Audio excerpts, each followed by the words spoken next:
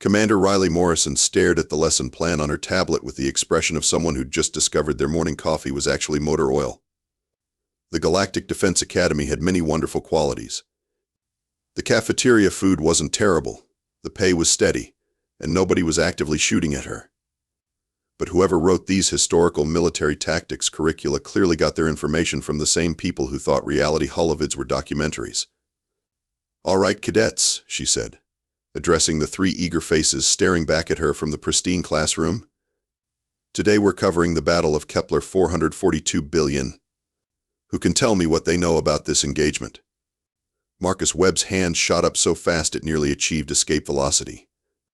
The kid was built like a twig and had apparently memorized every military history text in the galaxy. The pivotal engagement where humanity proved their tactical superiority against a coalition of 7 alien species, Commander Morrison. A textbook example of strategic planning and technological advantage. Hank, as her friends called her, felt her left eye develop a subtle twitch. Strategic planning. Right, because let's ram our ships into theirs and see what happens was definitely strategic planning.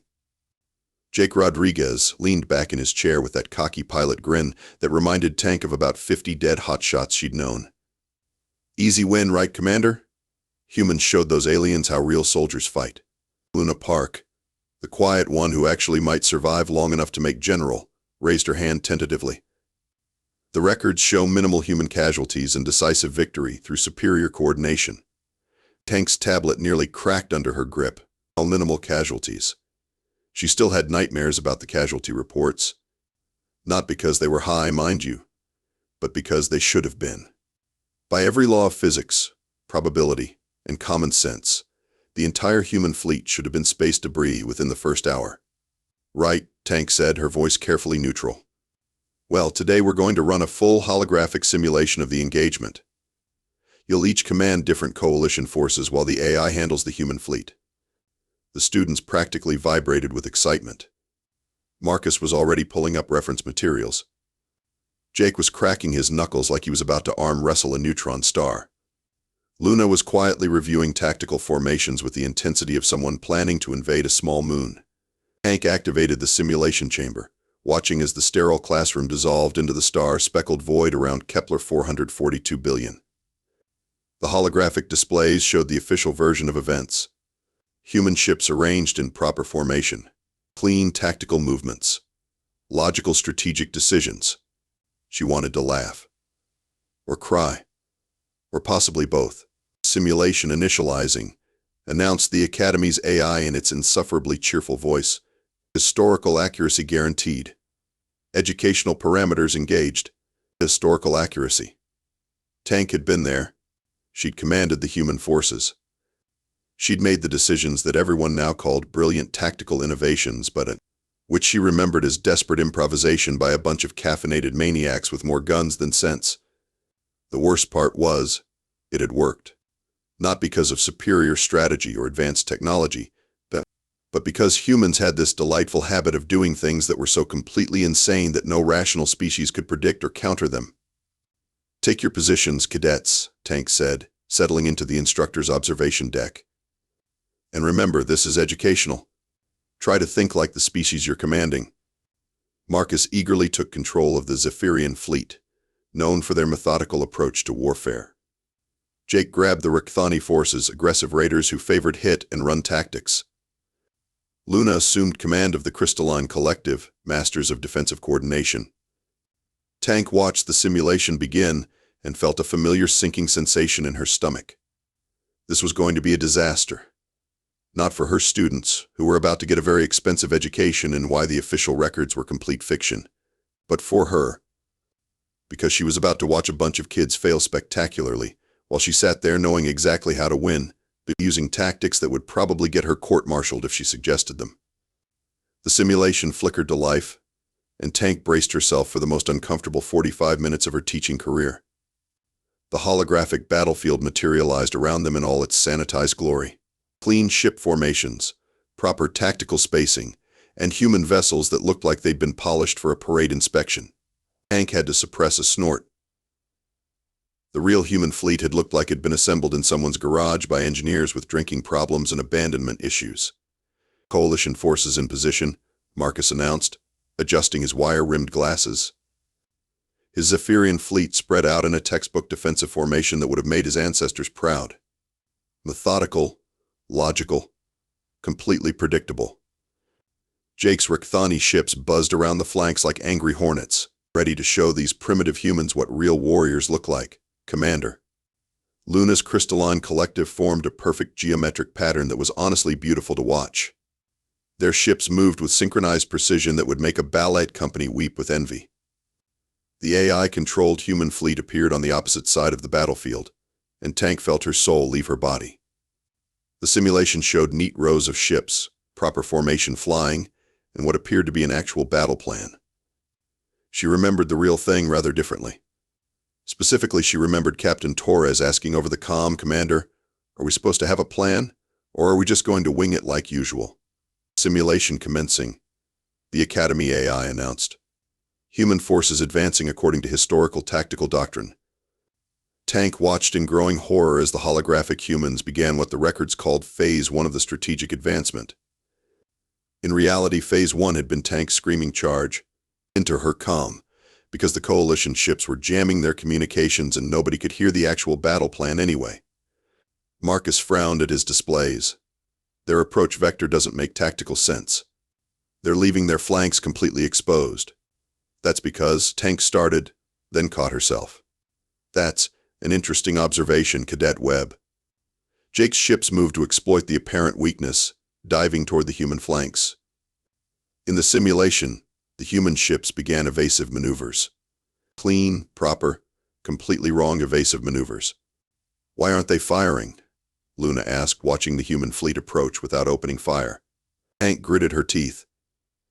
In the simulation, the humans were waiting for optimal firing range like civilized people.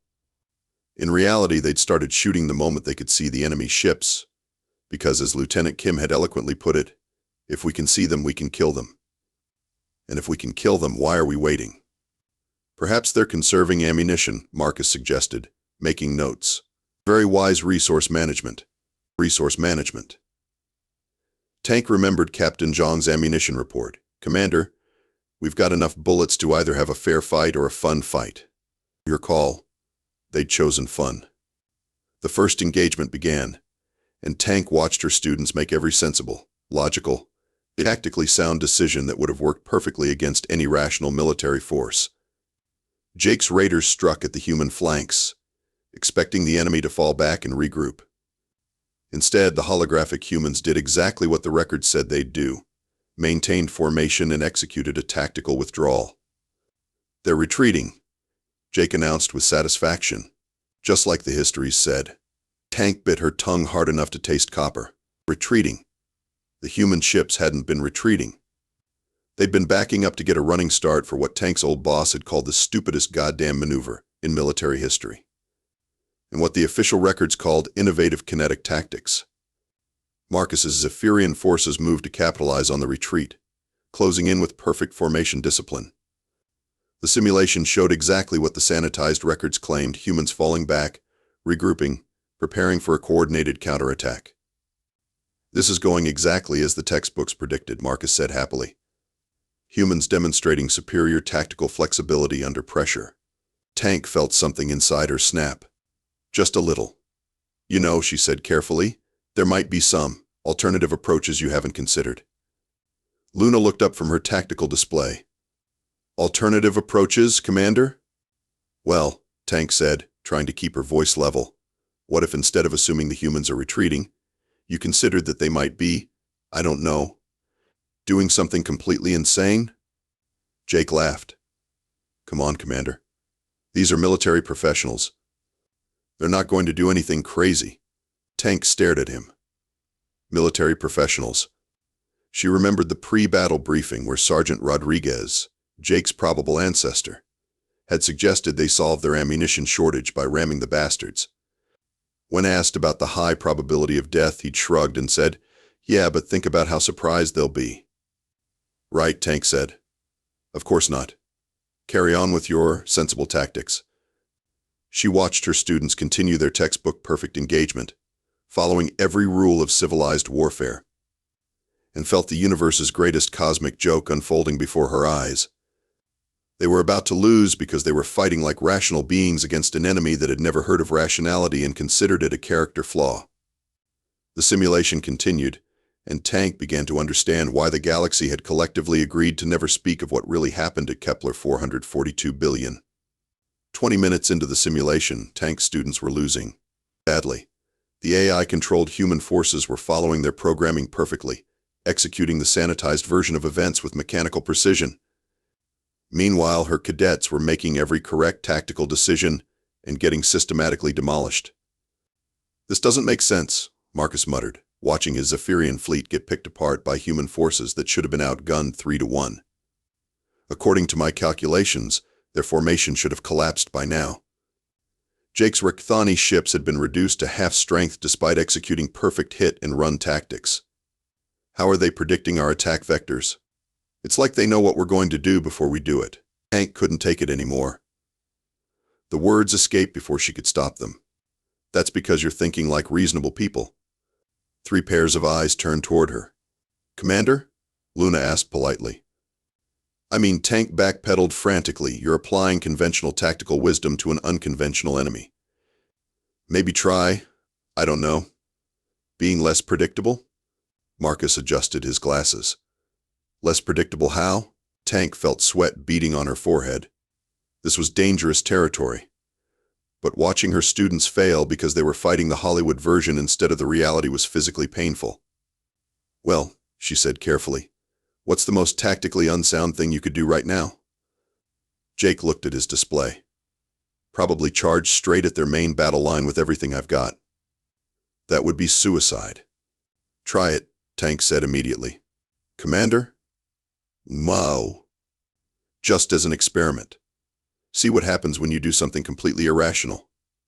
Jake shrugged and ordered his remaining Rechthani forces into a frontal assault. The simulation stuttered for a moment, processing this deviation from expected parameters. Then Jake's ship slammed into the human line and broke through. Completely. "What the hell?" Jake stared at his display in disbelief. That actually worked. Tank felt her carefully constructed cover story beginning to crumble. Interesting result. "Marcus, what about you? Any unconventional ideas?" Marcus was frantically taking notes. The humans seemed to respond poorly to direct aggression. Perhaps they're not as tactically superior as the records suggest. He paused, studying his screens. "Commander, what if I ignored standard defensive protocols entirely? Just charged forward and started shooting?" "Do it," Tank said, her voice strangled. Marcus's Zephyrian fleet abandoned their careful formations and attacked with wild abandon. The simulation's human forces, programmed to counter logical tactics, began falling apart under the assault of pure, aggressive chaos. Luna watched both her classmates succeed through tactical insanity and began putting pieces together. "Commander Morrison," she said slowly, "you seem to know an awful lot about fighting humans." Tank felt ice water in her veins. "Just theoretical knowledge, from studying the battles." "Right," Luna said, not sounding convinced. "And these theoretical alternative tactics you're suggesting, completely hypothetical," Tank said quickly, just thinking outside the box. The simulation around them began glitching. The AI was struggling to reconcile the historical data with what was actually happening. Human ships started behaving erratically, their programming breaking down as the students implemented increasingly insane strategies. "Use your emergency rations as explosives," Tank found herself saying as Marcus's ammunition ran low. "What?" Marcus blinked. Theoretically. Emergency rations contain high-energy compounds that could, theoretically, be repurposed for tactical applications. Marcus tried it.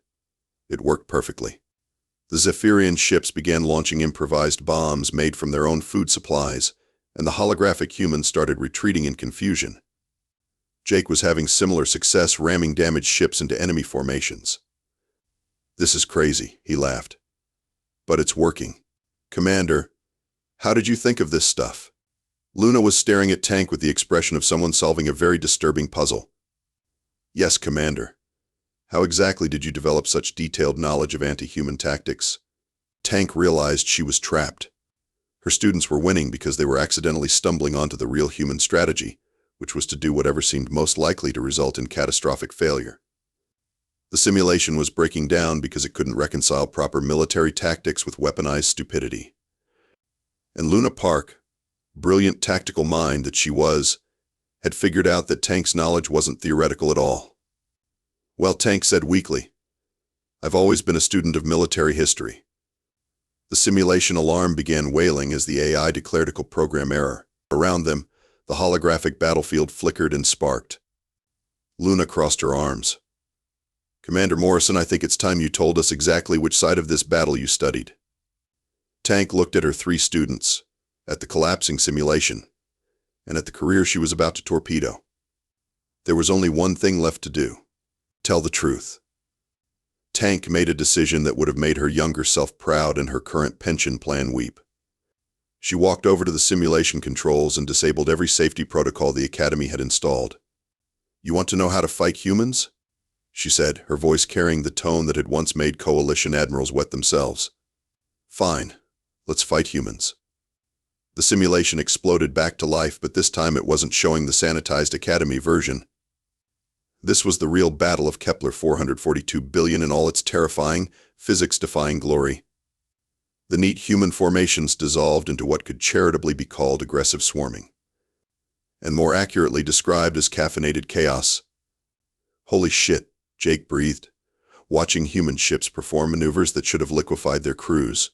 "Language, cadet," Tank said automatically, then paused. "Actually, no, that's exactly the appropriate response."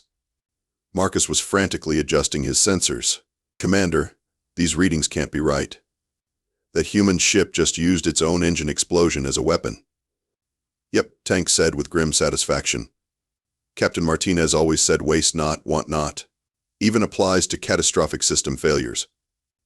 The real battle unfolded around them, and Tank's students got their first look at humanity's actual military doctrine.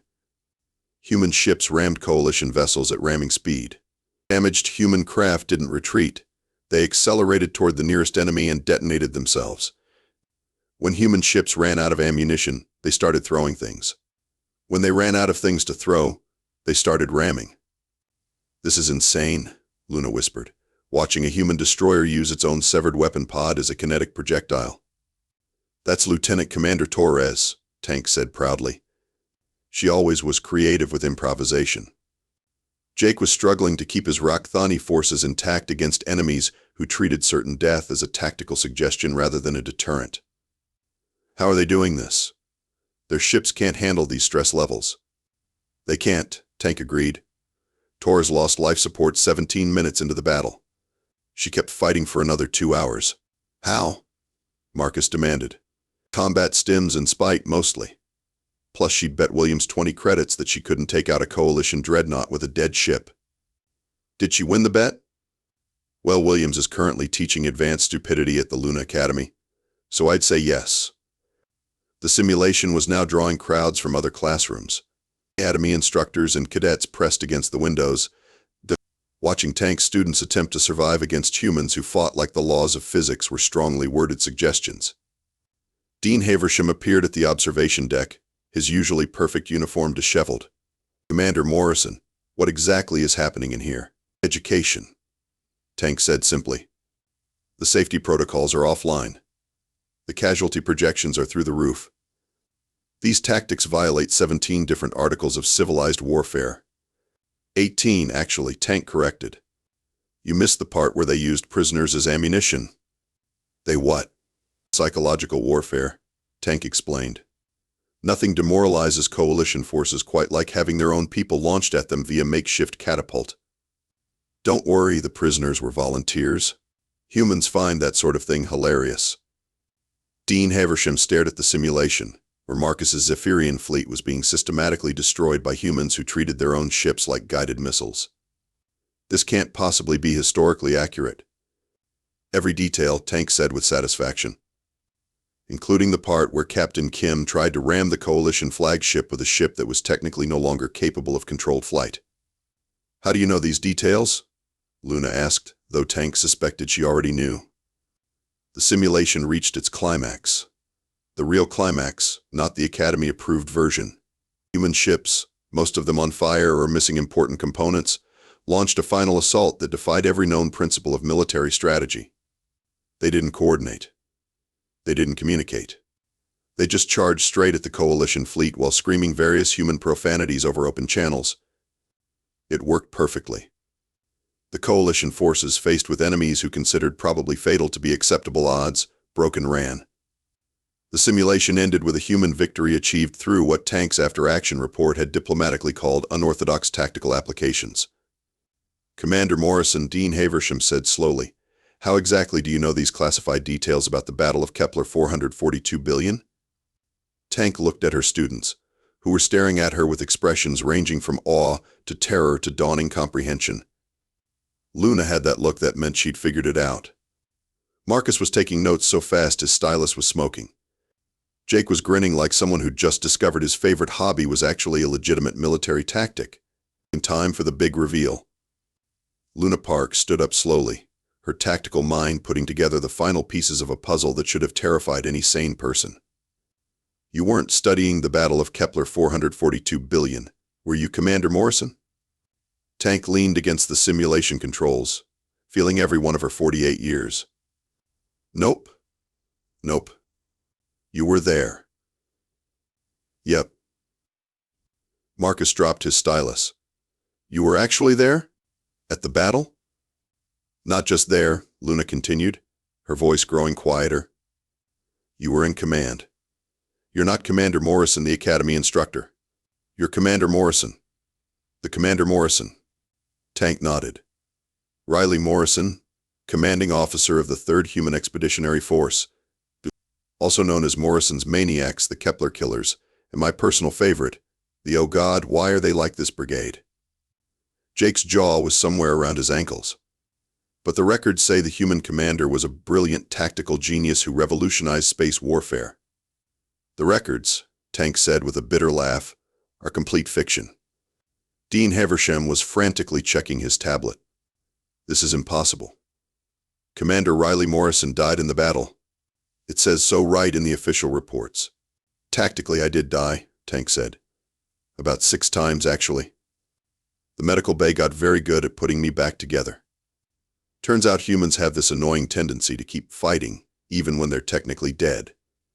She activated the holographic display, showing the real aftermath of Kepler-442b. "You want to know why the records are sanitized? Because what actually happened was so batshit insane that the Galactic Council declared it classified for the mental health of the general population." The display showed the true casualty figures. Human losses, catastrophic.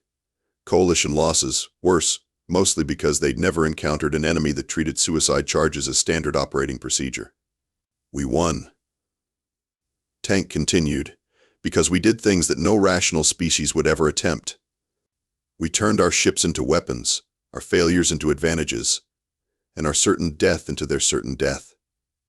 The Coalition forces retreated not because we outfought them, but because they couldn't comprehend an enemy that was apparently immune to self-preservation instincts." Marcus raised his hand tentatively. "So the superior tactics and technology, complete fiction.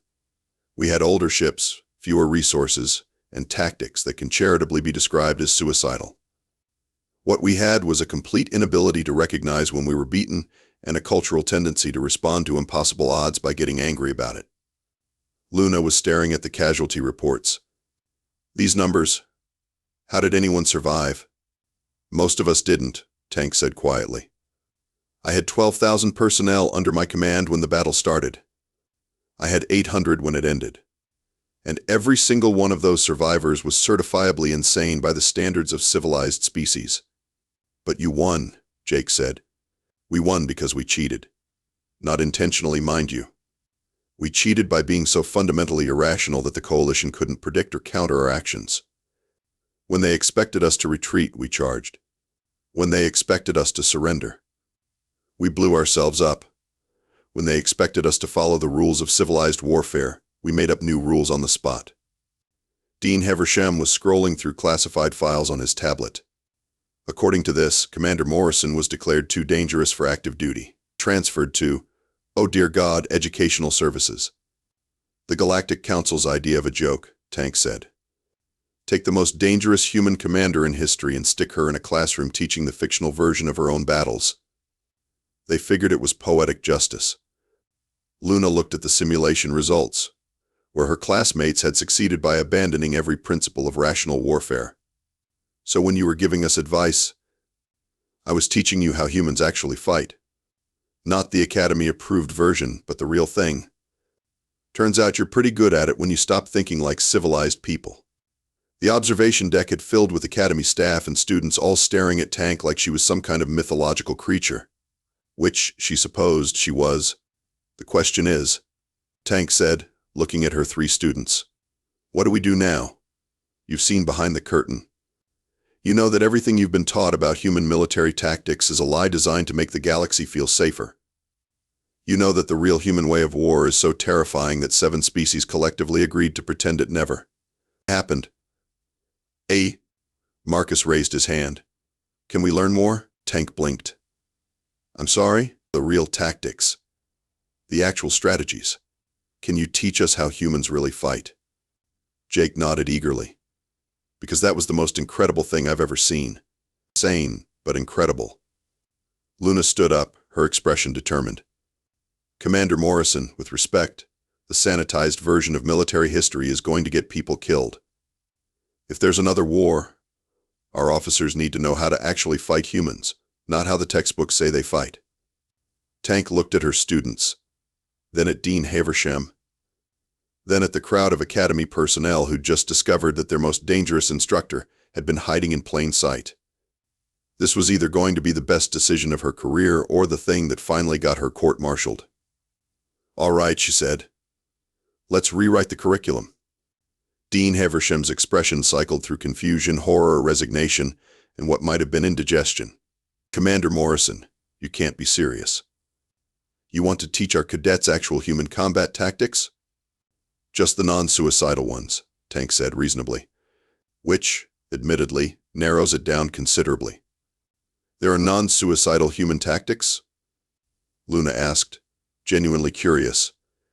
Well, there's always Plan A. What's Plan A? Run away screaming and hope the enemy dies of laughter. Admiral Voss arrived at that moment, looking like someone who'd just discovered their retirement party was actually a surprise audit.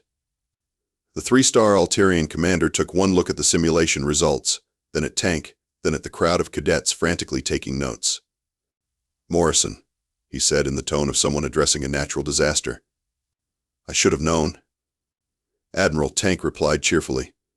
Fancy seeing you here. How's the ulcer? Considerably worse since I got the call that you'd somehow turned a routine simulation into a classified intelligence breach. He gestured at the displays showing actual battle footage. Half the Academy thinks you're demonstrating advanced holographic programming. The other half thinks you've suffered a complete psychotic break.